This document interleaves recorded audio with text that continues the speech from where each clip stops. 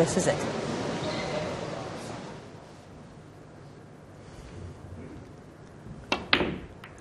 Well, that was a horrendous kick, but fortunately for John, it didn't knock the red offline. Nearly 26 minutes since he last potted a ball. And, as I say, on a bad day, the red wouldn't have gone in, but it did. And he's not too bad on the blue, and the reds couldn't be better spread.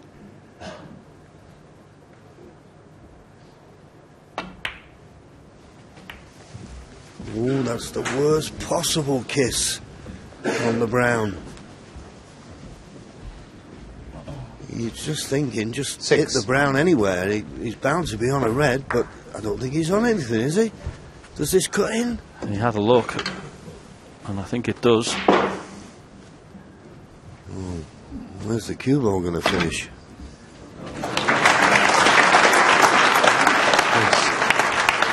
Oh, well. 7. On nothing.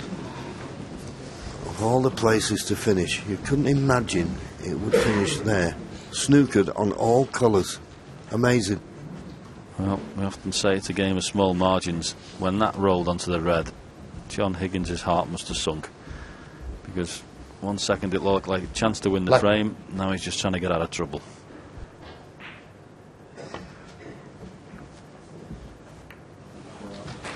John Higgins, 7.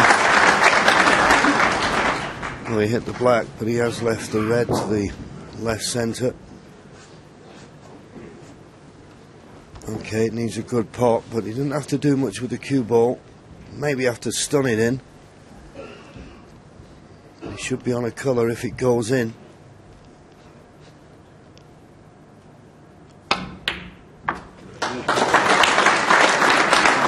Well, it's Stephen's turn to get not the best of kisses. If he'd have run past that red, he'd have been certain to be on the brown, but this blue's a little bit awkward. Yes, like you mentioned earlier today, John, just pot the ball. Absolutely guaranteed to be on something, you would think. I mean, even if he runs into the balk area, there's a red up there. So it's all about potting the blue. It may very well be the case he'll play for the red in the balk, but just pot this.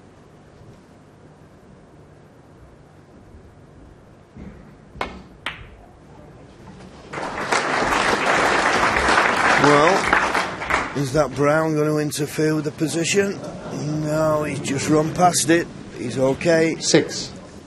What a chance this is now to take a 2-frame advantage from this first session.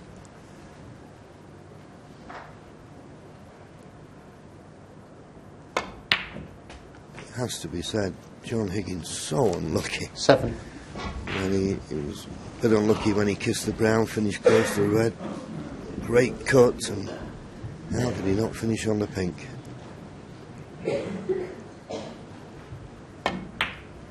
But that's the thing at this game, if you've got a difficult shot where the cue ball's running loose, you are trusting a little bit to luck. 12. Couldn't have envisaged it was going to be that bad, but that's the game. Well, Stephen now is in control 13. of the situation. Yes, like you mentioned again earlier, John, keep it simple here. Just don't do anything with the cue ball that you don't have to. Drop this in, simple red, blue.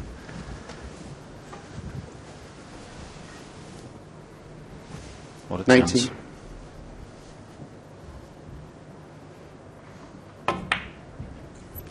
$20.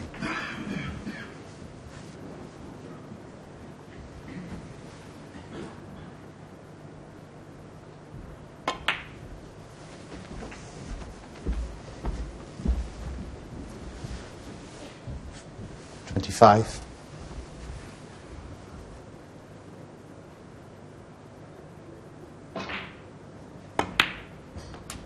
$26.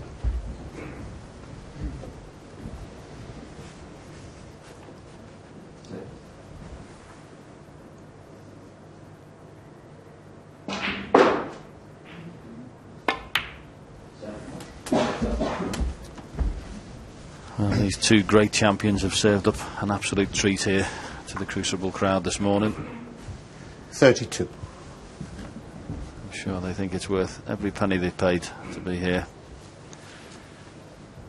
Snooker of the highest quality. 33. Great amount of tension. A wonderful occasion.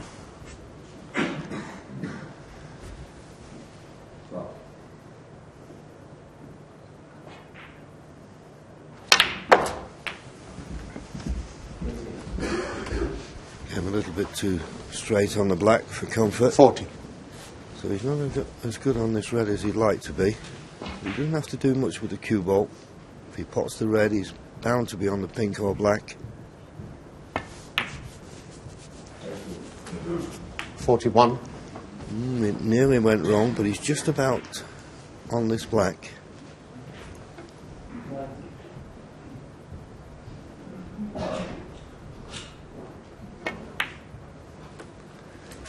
Right in the heart of the pocket, didn't have to do much with the cue ball to get position on the next red.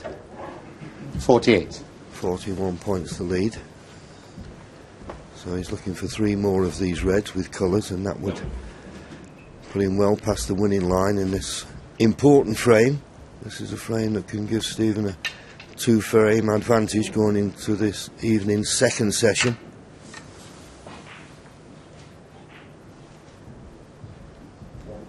%, with the rest. That's 8 out of 8. 49.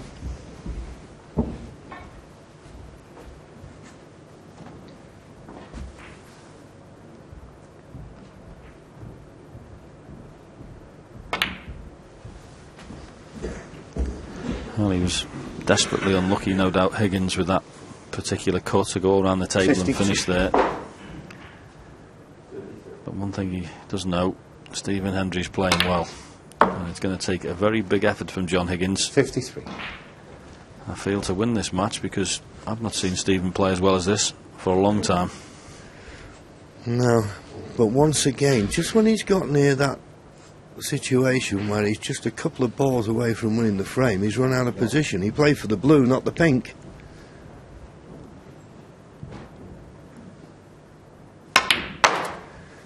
Oh, but what a recovery this is. That's a tremendous shot. With that much pace and playing it with left-hand side to check the cue ball, you couldn't have hit that better.